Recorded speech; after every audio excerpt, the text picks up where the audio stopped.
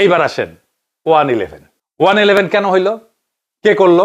আমরা সবাই জানি 111 এর কারিগর ছিল ইন্ডিয়া। ফুন্দের আলো আর দিল্লি স্টার ভারতকে দিয়া আমেরিকার সাহায্য নিয়ে 111 ঘটাইলো। 111 এর ঘোষিত লক্ষ্য ছিল -2, মানে বিএনপি আওয়ামী লীগ দুইটাকেই বাংলাদেশের রাজনীতি থেকে নিশ্চিহ্ন করে দেওয়া হবে। কিন্তু গোপন লক্ষ্য ছিল আসলে বিএনপিকে ধ্বংস করে দেওয়া। এই বিএনপিকে ধ্বংস করে দেওয়ার ফুট সোলজার ছিলেন এই মেজর হাফিজ। বানায় বলতেছি না, প্রমাণ আছে। সংস্কারপন্থী বিএনপি বলে মেজর হাফিজ বিএনপিকে ভেঙে আরেকটা দল করেন সাইফুর রহমানকে নিয়ে, এবং ওই দলের জেনারেল সেক্রেটারি হন মেজর হাফিজ আর চেয়ারপারসন হন সাইফুর রহমান।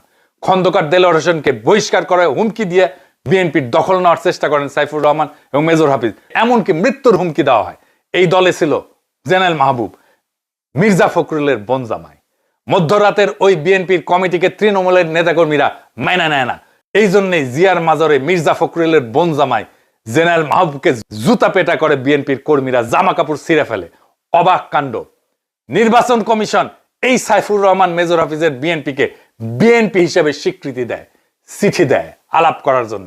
সাইফুর রহমান মেজর হাফিজের বিএনপিকে বিএনপির নির্বাচনী প্রতীক ধানের শীষ দেওয়ার সিদ্ধান্ত নেওয়া হয়। একই সময় লুৎফুজ্জামান বাবুরকে 17 বছরের জেল দেওয়া হয়।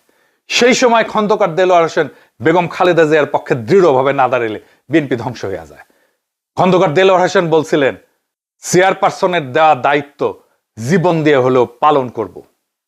মারাত্মক অসুস্থ তিনি, বারডেম হাসপাতালে উনি ভর্তি। ওইখান থেকে ভগ্ন শরীর নিয়ে দৃঢ়ভাবে বিএনপিকে রক্ষা করছিলেন খন্দকার দেলোয়ার হোসেন, উনাকে স্যালুট।